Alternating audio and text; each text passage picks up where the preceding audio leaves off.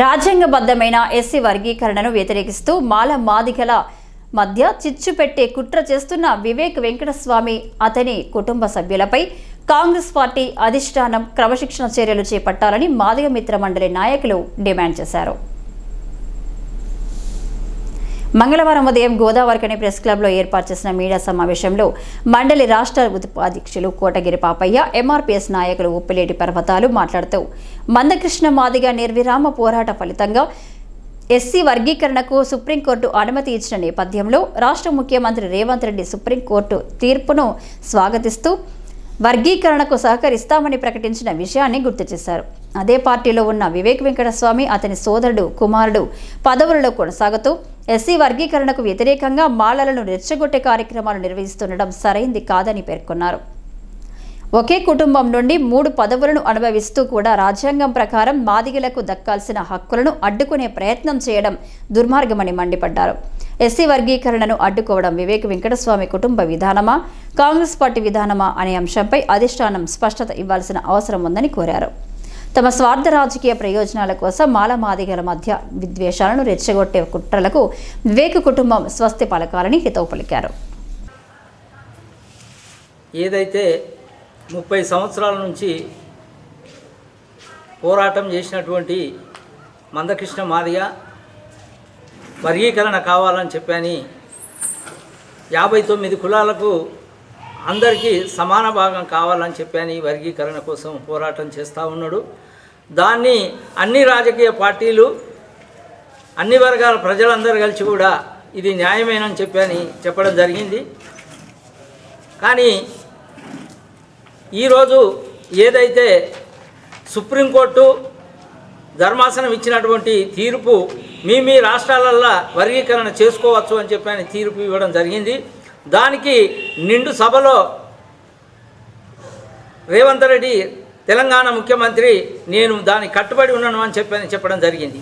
దాన్ని అతను ఎప్పుడైతే రాష్ట్ర ముఖ్యమంత్రికి చెప్పాడో మేము రాష్ట్రంలో ఉన్నటువంటి మాదిగ బిడ్డలం అందరము ఇక సంతోషము, మనకు ముఖ్యమంత్రి దాన్ని అమలు చేస్తానని చెప్పని మేము ఎంతో ఆశతో ఉన్న సందర్భంలో ఇవల్ల ఏ కాన్స్టిట్యున్సీ నుంచి పార్లమెంటు నుంచి ఎన్నుకోబడ్డటువంటి వివేక్ కొడుకు వంశీ గారు, వివేకు తర్వాత వాళ్ళ అన్న చెన్నూరు ఎమ్మెల్యే, బెల్లంపల్లి ఎమ్మెల్యే, ఈ పార్లమెంటు సభ్యుడు అయినటువంటి వివేక్ కొడుకు, వీరు ముగ్గురు కలిసి కూడా మేము మాలలకు అన్యాయం జరుగుతూ ఉంది, మేము దాన్ని మాత్రం మేము వ్యతిరేకిస్తున్నాము అని చెప్పని అతను జిల్లాకు కూడా మీటింగులు పెట్టడం జరుగుతూ ఉంది.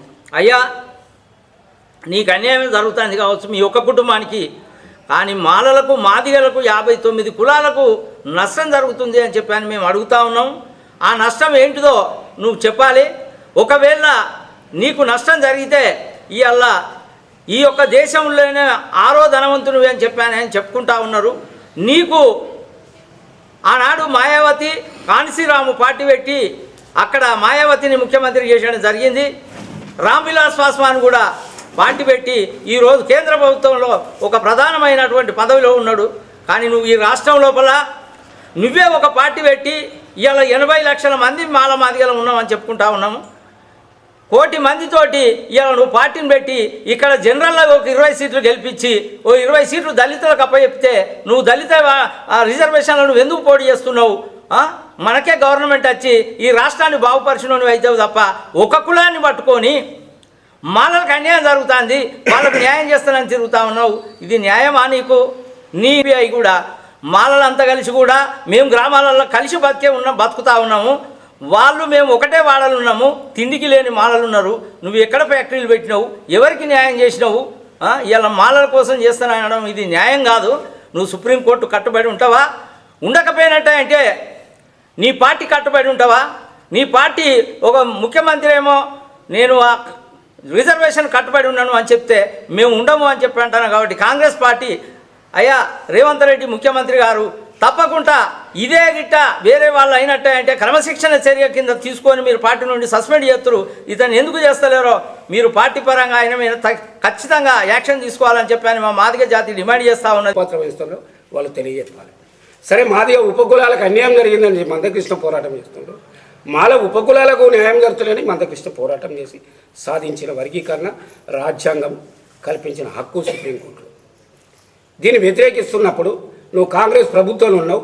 ఒక పక్క మీ ముఖ్యమంత్రి గారేమో ఎస్సీ వర్గీకరణ కట్టుబడి ఉండి మొదట మేము తెలంగాణలో ఎస్సీ వర్గీకరణ చేసి చూపిస్తామని చెప్పేసి ఇప్పటికీ మాట మార్చారు, మాట ఇవ్వడం లేదు.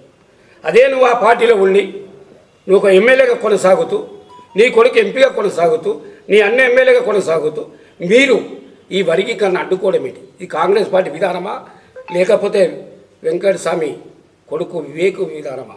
దీన్ని తెలియజెప్పిన పార్టీ కాంగ్రెస్ పార్టీ మీద ఉంది. ఆ కాంగ్రెస్ అధ్యక్షుడు మహేష్ కుమార్ గౌడ్ చెప్పాలి, లేకపోతే ఆ పార్టీ యొక్క అధ్యక్షుడు దేశ రాజకీయంలో ఉన్న ఖర్గే గారైనా సమాధానం చెప్పాలి. వెంటనే వాళ్ళని బహిష్కరిస్తారా? లేకపోతే ఎమ్మెల్యే పదవికి రాజీనామా చేసి మాల కులాన్ని భుజానేసుకొని నేను మాల నాయకత్వం చేస్తాను, నేను పోరాటం చేయి. దానికి అర్థం ఉంది. మా మందకృష్ణ ఒంటరిగా పోరాటం చేసిండు, ఏ రాజకీయ పార్టీ తలగలే.